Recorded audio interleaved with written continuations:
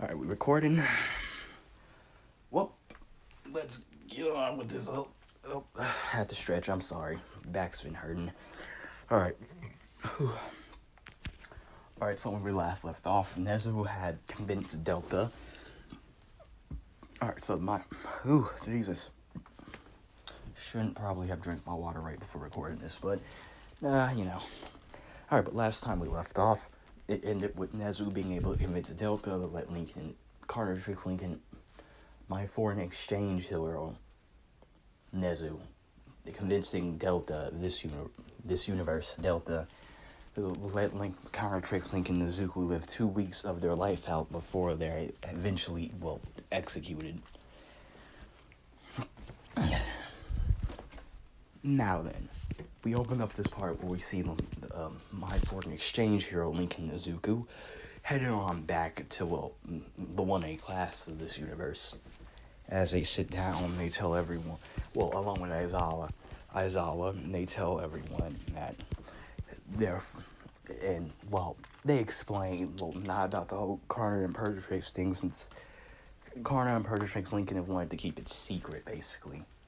They want to explain themselves, But basically they say that Hawks found the other Lincoln Nezuko falling from the sky, and after having a person with a mind-reading quirk, it turns out that they're Lincoln Nezuko from an alternate dimension altogether. But because of the fact that their quirk has been deemed too dangerous by, I forgot the age. Spear, that's what it's called. The Spear Agency. They would be set for execution.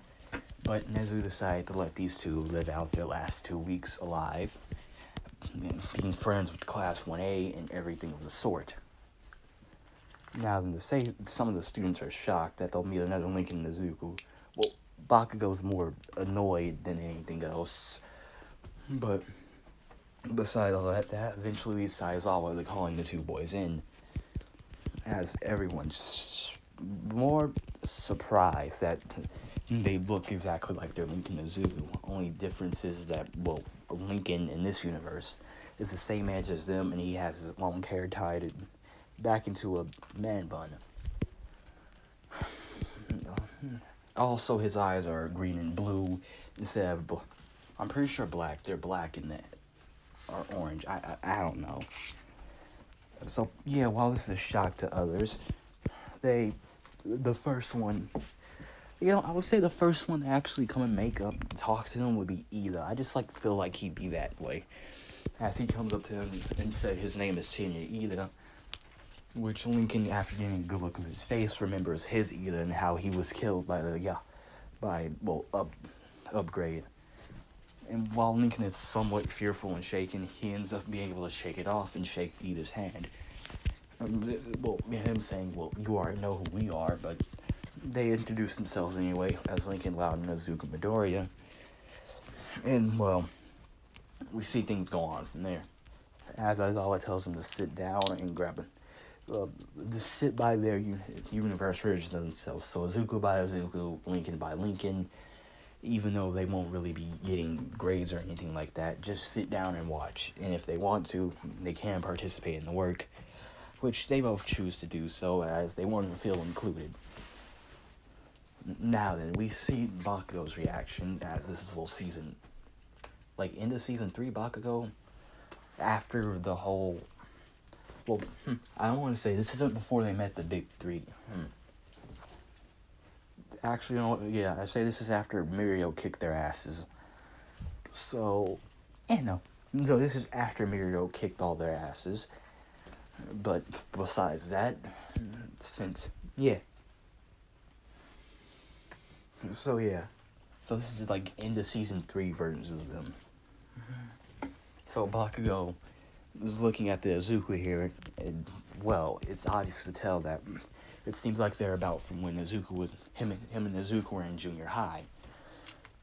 Now Izuku always used to look so frail and meek there, even though now Bakugo doesn't know what, but it's like a cold thing in there. Hold up. Ugh. You can't explain it, but it's like a cold, blazing thought in them, And as the school day ends, with them not really being able to participate in the I mean, I guess they can somewhat participate. I mean, they watch the other versions of themselves use their quirks. Which, this Carnitrix Izuku is kind of freaking out about how cool it is about this quirk. As he's basically able to write down a lot of stuff about One for All and all of his classmates, even after giving.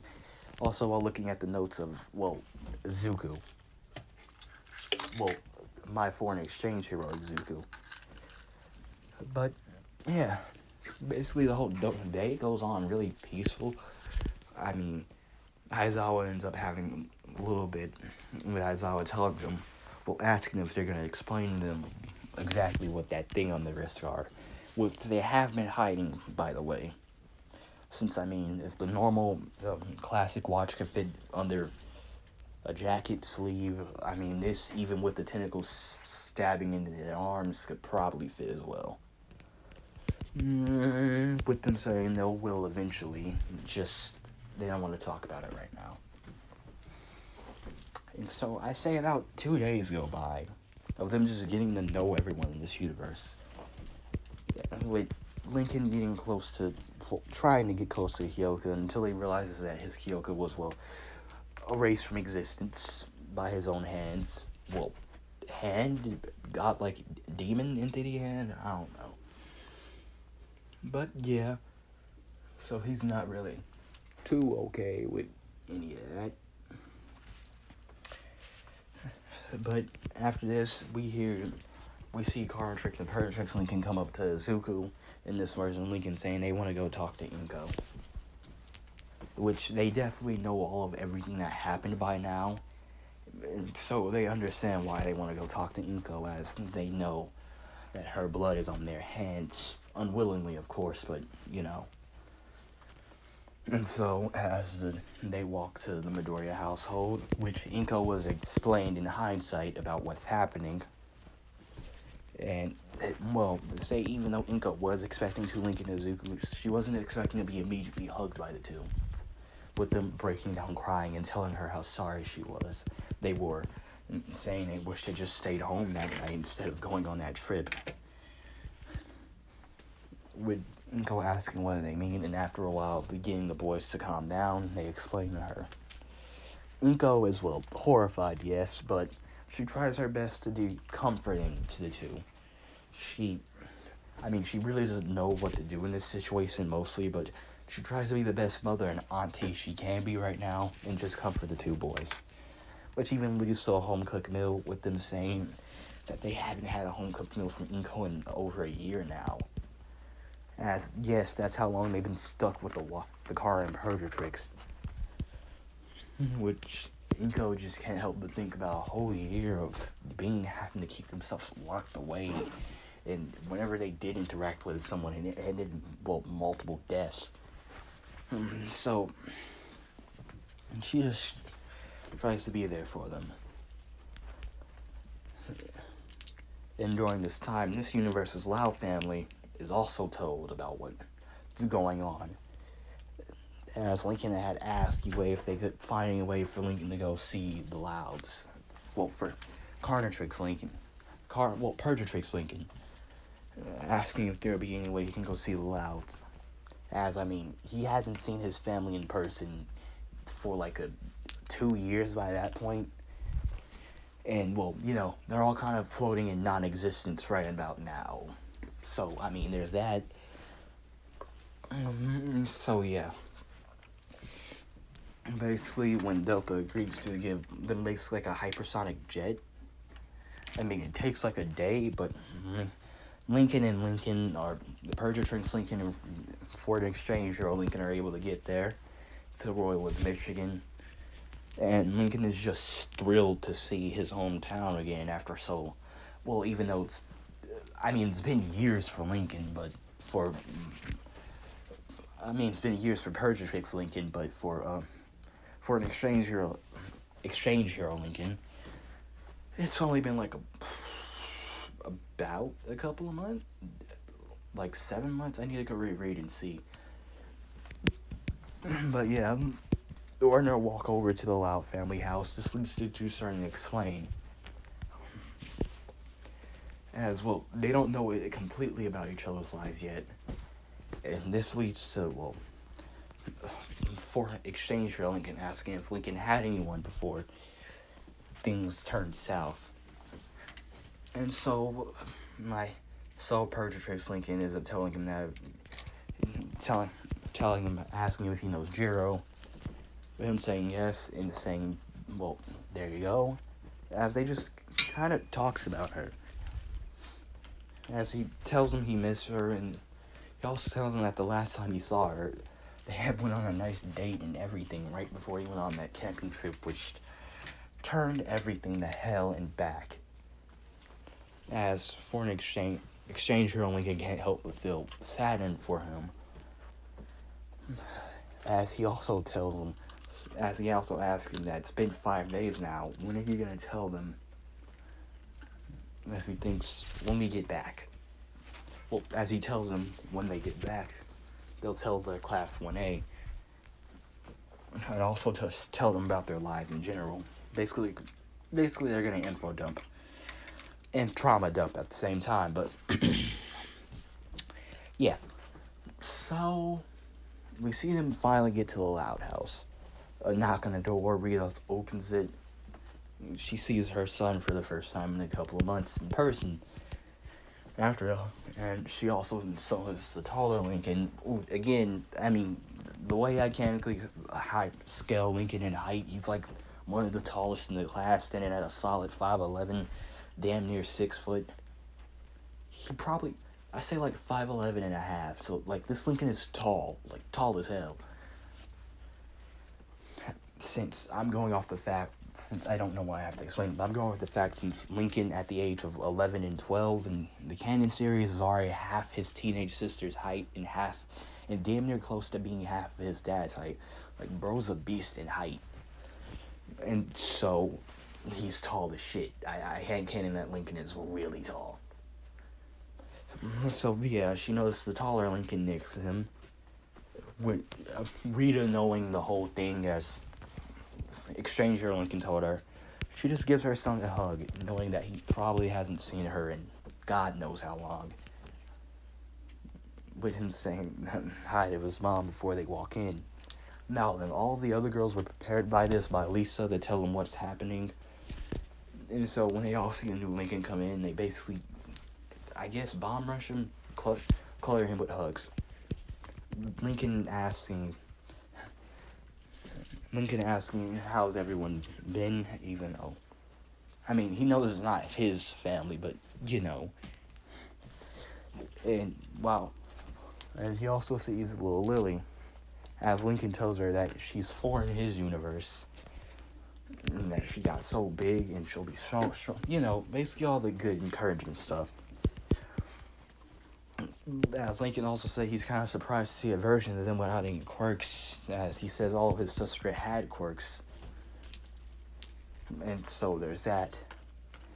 But as this is happening, as they mingle with the family, we skip back into outside the Omniverse in time, as we see our characters getting ready for their strike. Well, as they're getting ready to jump 2 years not 2 years, 2 weeks. 2 weeks ahead in the future from where they are right now, to stop them. As we also see them basically going over how their lives are, as they're basically just waiting to attack at this point. And as they go over how their lives are, how things are going, you know.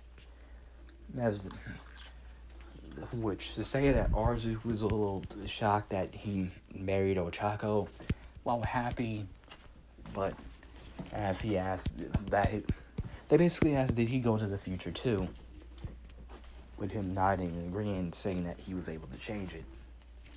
As he tells them that he changed his future by telling them, this is Noah Story's deku, by the way, as he basically told them that he changed his future by telling everyone about the aliens. As they basically explain what their future was like, and what this is saying, they probably could too, just tell them, despite what the plumbers say, tell them, he says. And this gives the boys a newfound confidence, as they say they will, as they realize if it was able to work for this Suzuku, maybe, just maybe it could work for them. It could stop Clyde from turning into a monster. Chandler and stop Chandler from being killed by him, along with so many others. But they also do ask about that watch on his wrist, as he says it's the Ultimatrix, and as he basically tells them to watch out for their albedo, with Lincoln replying in their Ajax too. Since, well, he didn't notice that there are 2 watches, but...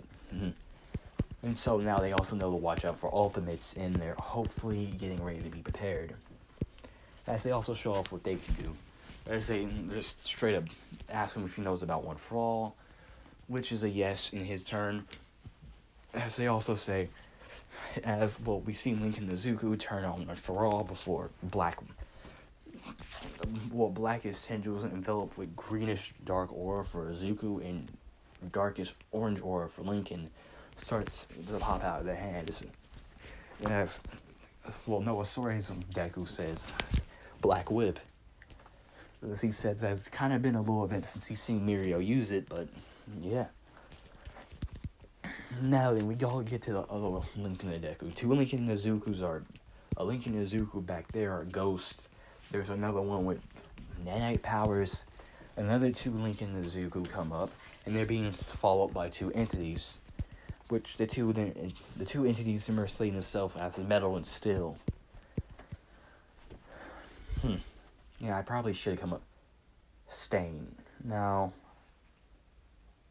tungsten. Yeah, we're gonna stick with metal for now.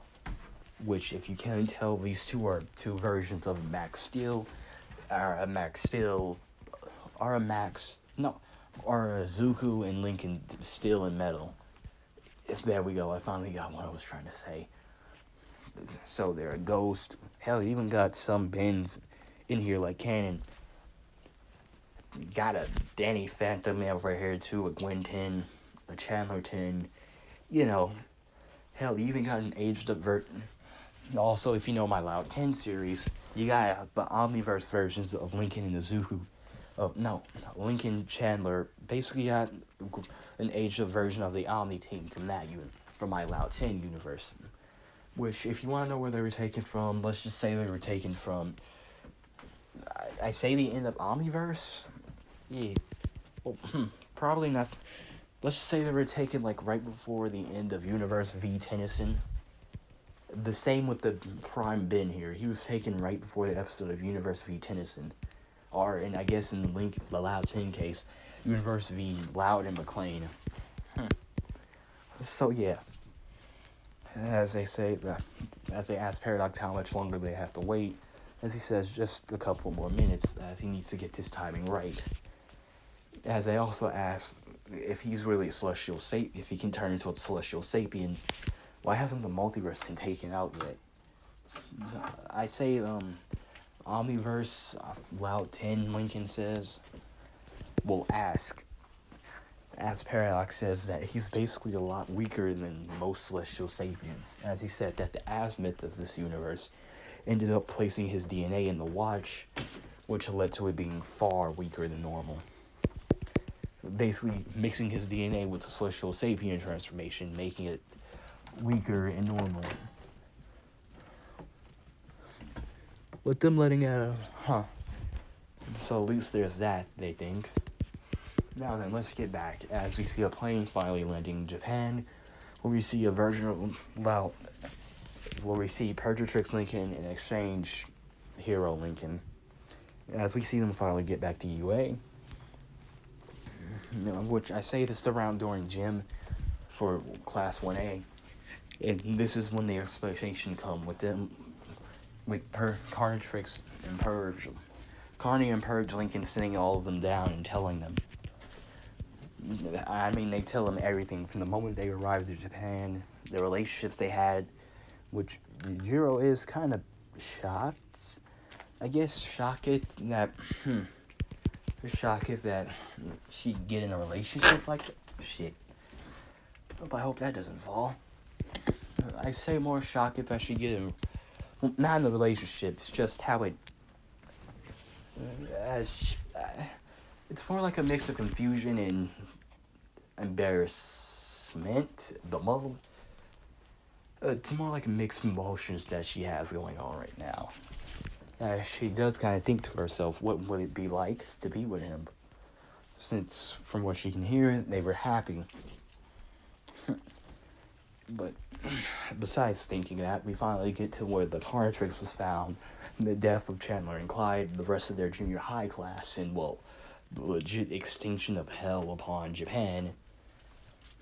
To say they're shocked and horrified at how someone could make something like that now it's stuck to their wrist, as they have taken off their jackets, well, their vests are button-up shirts, and shown them the carnitrix basically dug into their skin.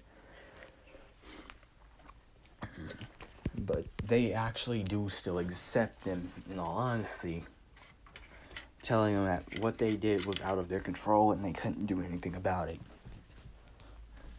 Which just leads to a thank you from the two, which also leads to, and a couple of hours after that, we see the two boys get pulled in by All Might and Izuku, as he explains one for all to them, as he feels like they deserve to know, considering that, well, they have a week, about half. Well, I mean, they're down on Monday, so I say a Tuesday. They have like a Tuesday.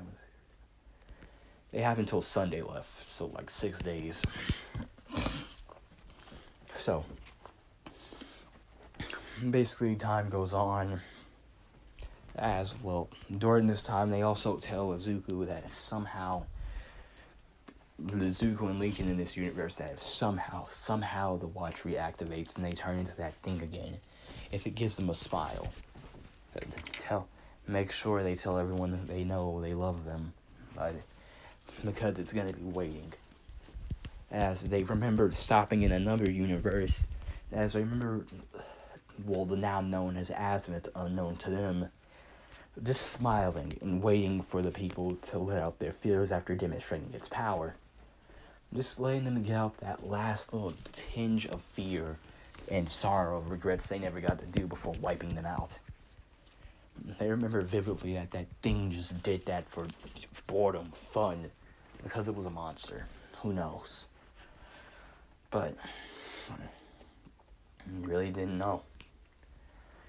And thus, that finally leads to us coming on the Sunday, where the execution is taking place, with them saying goodbye to everyone. And, well, it's time for things to go to hell. Just as Delta is about to order for the firing squad to kill Lincoln and Izuku, we skip a couple of minutes before to Class 1A saying that they can't let this happen, as they've grown close to these two, in that they're friends, family. And so we lead to them bursting down, running to the place where the two are about to be executed at, the bust in. With Lincoln, the Persian carnitrix Lincoln and Izuku asking what the hell are they doing, just let this happen, as the firing squad shoots. But they can feel it, as they see the greenest electricity sparkle to life once again, reactivating the device. As they realize that it reactivated because they were in danger, as it transforms them, their skin exploding off contact. As what stands before is now the once known death gods once again, ready to wipe them all out. As it forms itself a mouth, a jaw, as it gives a twisted smile, waiting, just waiting for them to give out their final moments before erasure. As Izuku notices this, and so he grabs Ochako's hand and tells her that he's sorry. He never got to tell her that he would have really liked for them to go out. Just go out on a date. Something like along the lines of that. Ochako was a blushing mess until Izuku says, even though he would definitely love to go out holding her hand, he's not going down without a fight. Except when he gets ready to fight, he's surprised that they haven't been erased yet, since during this little while, Aizawa has given them just a little bit of hand-to-hand combat, as we zoom into the void and see Link and Izuku basically beating the living shit out of, well, Azimuth, punching him in the face, as basically they're doing him JJK style and jumping him. As they're putting basically their all into beating this thing down, telling that's not gonna take everything away from them again. As they've basically grown close in bonds to everyone in these 2 weeks as well. They're the only people they have left at this point. They basically start beating into them that they're not taking them away, not again. Starting to beat into the monstrosity, but as it eventually gets tired of being beaten, it holds the two back, slamming them into the ground. Before finally we see the celestial sapien outside starting to move again. And right before anyone can make a step, a raise of its hand and the universe is gone. As we finally see Paradox say, it seems like it's finally time to move. As he uses his powers to basically trap this thing into basically to open a pocket dimension and stick this thing in there, which leads to them transforming back, as they start breaking down crying once again, out of everyone they've lost again, as they see a bluish portal open up, tears burning out of their eyes, as they see multiple versions of them, other people they don't know, Chandler, Clyde, coming out of the portal. Well, I mean, more like people they only met during their unfortunate destruction spree, but, you know. As we see a different version of Lincoln, a Zuko, and even a Ben 10,000 coming. Well, also we see a Omniverse Lao 10,000. As they basically say they're here to save them, no matter what. And as they look at him, as they tell them all to run, they're gonna be killed. But it's too late, as the carnitrix starts once again. Except it doesn't automatically transform them to Aelix. It transforms them into the Pirate Knight transformations as they basically rush at the two. As the last image we see is the demonic face of the Pirate Knight rushing at them. And with that, we give this one a close. So, turns out I was able to make this 4 parts. So, I mean, there's that. And with that,